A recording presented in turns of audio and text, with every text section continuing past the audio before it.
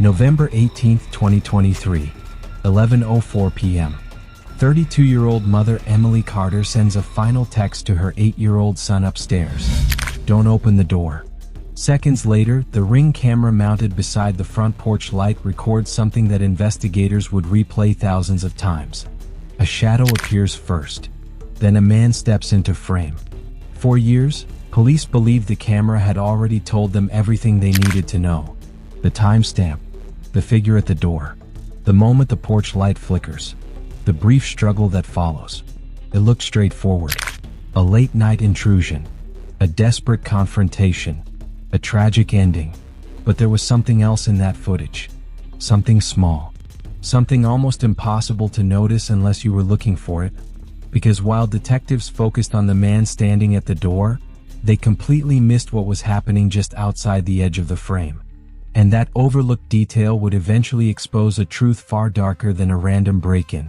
A truth hidden in plain sight at exactly 11:04 p.m. And once you see it, the entire case changes. November 18, 2023, 11:04 p.m. 32-year-old mother Emily Carter sends a final text to her 8-year-old son upstairs. Don't open the door. Seconds later, the Ring camera mounted beside the porch light captures a figure stepping toward the front door. A man.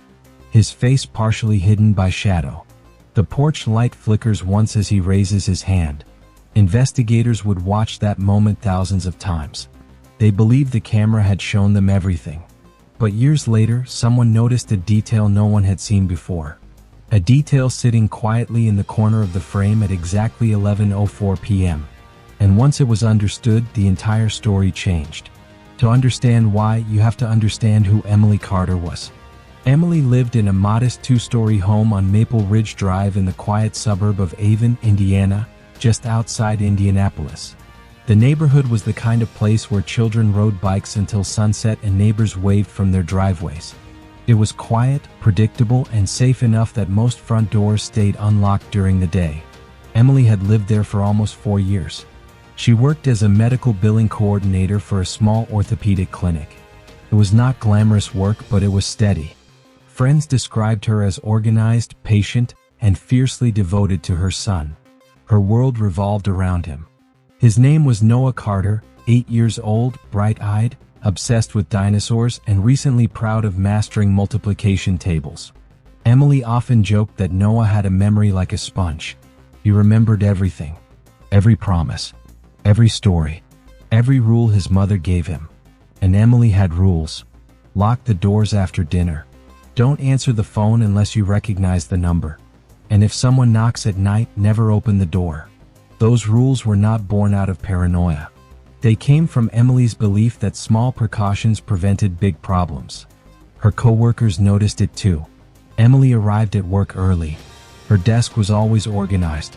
Her phone calendar held reminders for everything from school pickup times to grocery lists. If she said she would be somewhere at 6, she arrived at 5:55. Nothing about Emily suggested carelessness, which is why what happened that night confused everyone. November 18th began like any other Saturday. Emily and Noah spent the afternoon at a nearby grocery store before stopping for hot chocolate at a small cafe near the town square. A cashier later remembered Noah proudly explaining the difference between a Triceratops and a Stegosaurus while Emily laughed beside him. Around 5:30 p.m. they returned home. Neighbors later reported seeing Emily unloading grocery bags while Noah carried a small pumpkin pie box from the back seat. Thanksgiving was only a few days away, and Emily had started gathering ingredients early. By early evening, the house was warm with the smell of cinnamon and baked apples. Emily texted a photo of Noah helping stir a bowl of filling to her older sister Lauren. The message read, "Future Chef." Lauren replied with a laughing emoji. Nothing about the evening felt unusual. At 7:12 p.m. Emily called her mother. The call lasted 9 minutes. They talked about holiday plans and whether Noah would be allowed to stay up late on Thanksgiving to watch a movie. At 8:40 p.m. Emily posted a short video to Instagram showing Noah building a dinosaur enclosure out of cardboard boxes in the living room. Friends later described the post as normal, happy, completely ordinary. Around 9:30 p.m., Emily began the nighttime routine. Noah brushed his teeth. Emily checked the locks. At 9:48 p.m., Noah went upstairs to his bedroom. His room overlooked the front yard, but the blinds were usually closed by then. Emily preferred it that way. She believed children slept better in darker rooms. Downstairs, Emily washed the last few dishes and wiped the kitchen counters. At 10:15 p.m., she sat on the living room couch with her laptop and finished responding to a few work emails. Her clinic had switched software systems recently, and the transition meant occasional late-night tasks. At 10:41 p.m., she closed the laptop. The house was quiet. Noah was upstairs reading a dinosaur encyclopedia beneath a small desk lamp. Emily later told a friend in a text that he had insisted on finishing one more chapter before bed. At 10:57 p.m., Emily set the home security system to night mode. Front door locked. Back door locked. Garage closed. The Ring camera at the front porch activated automatically whenever motion approached the door.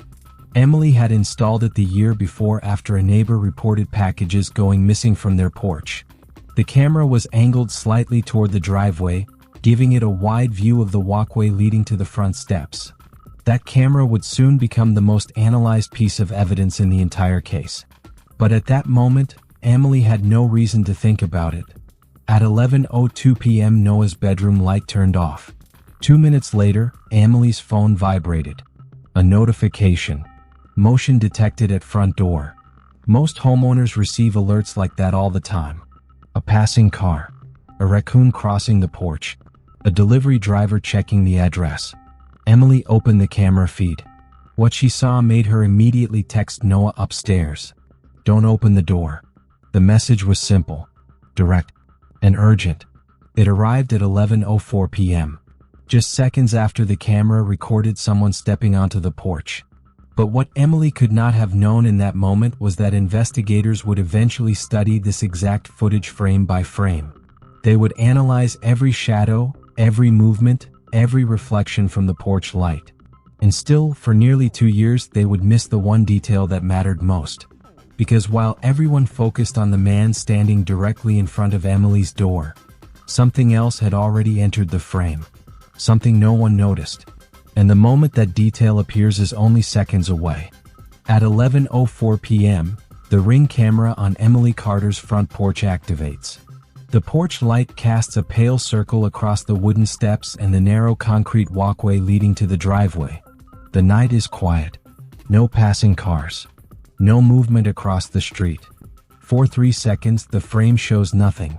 Then a shape appears at the edge of the walkway. A man. He walks slowly toward the front door, hands tucked into the pockets of a dark hoodie. His head tilts slightly downward as if trying to stay outside the brightest part of the porch light. The camera captures him clearly enough to see his height, roughly 6 feet, and his build, lean but solid. But the angle and shadows obscure most of his face. At 11:04 and 12 seconds p.m., he steps onto the porch. Inside the house, Emily is already watching the alert on her phone. And upstairs, Noah is sitting in bed with the bedroom door partially open. That is when Emily sends the message. "Don't open the door." The text reaches Noah's phone almost instantly. Later, investigators would confirm he read it. At 11:04 and 17 seconds p.m., the man raises his hand and knocks. 3 slow taps. He waits. Nothing happens. The porch light flickers slightly as the camera adjusts exposure.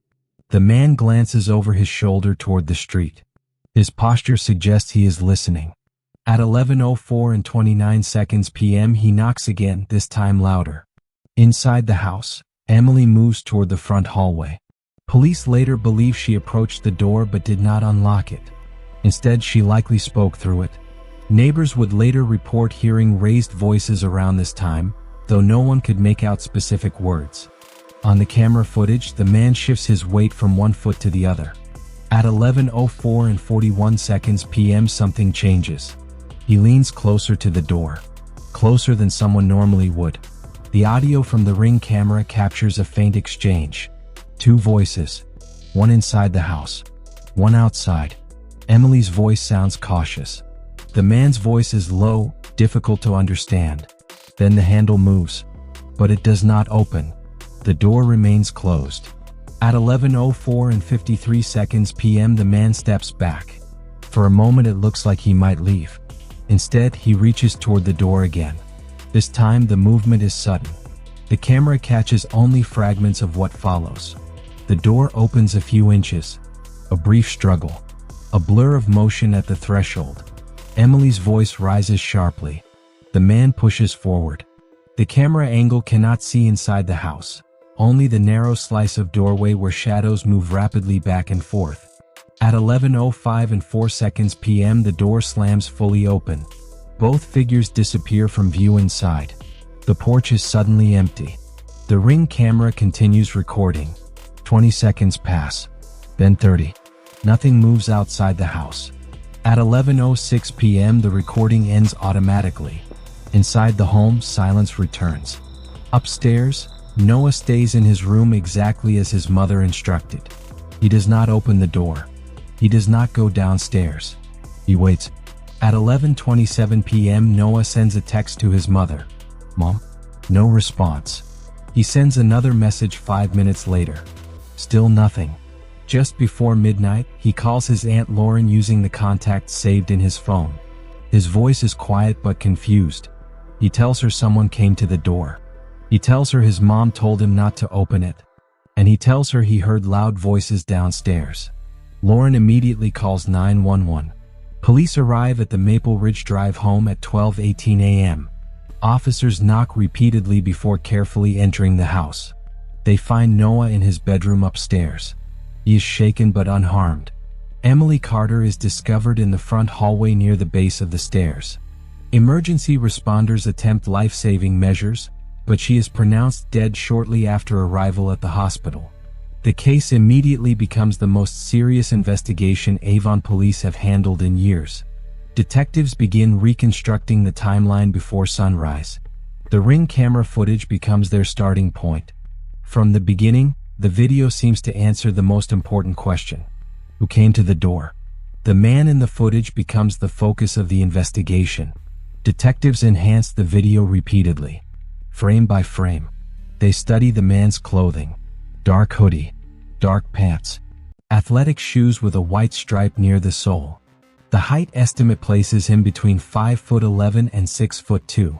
Within days, police release still images from the camera. Tips begin arriving. Neighbors review their own security cameras. One clip from a house 2 streets away shows a similar figure walking along the sidewalk at 10:58 p.m. Another camera shows someone running toward a parked car just after 11:07 p.m. The vehicle leaves the neighborhood quickly.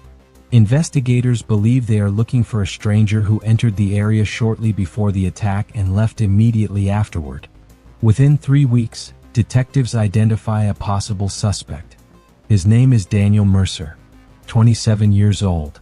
A former delivery driver who had recently been charged with multiple package thefts in nearby towns. His physical appearance closely matches the figure in the Ring footage. Height, build, clothing style. Phone records also place him within 2 miles of Maple Ridge Drive that night. Police arrest Mercer in December. During questioning, he denies ever visiting Emily Carter's home. But prosecutors argue the Ring footage speaks for itself. In 2024, Mercer is charged with murder and home invasion.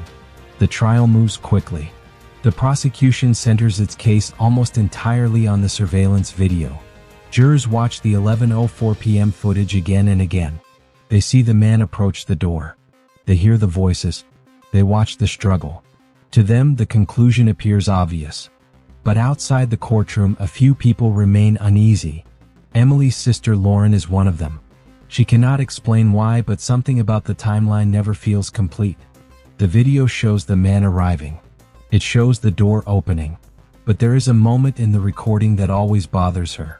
A moment investigators dismiss as unimportant. Because everyone watching the footage is focused on the same thing. The man standing at the door. No one asks what might have been happening just beyond the camera's edge.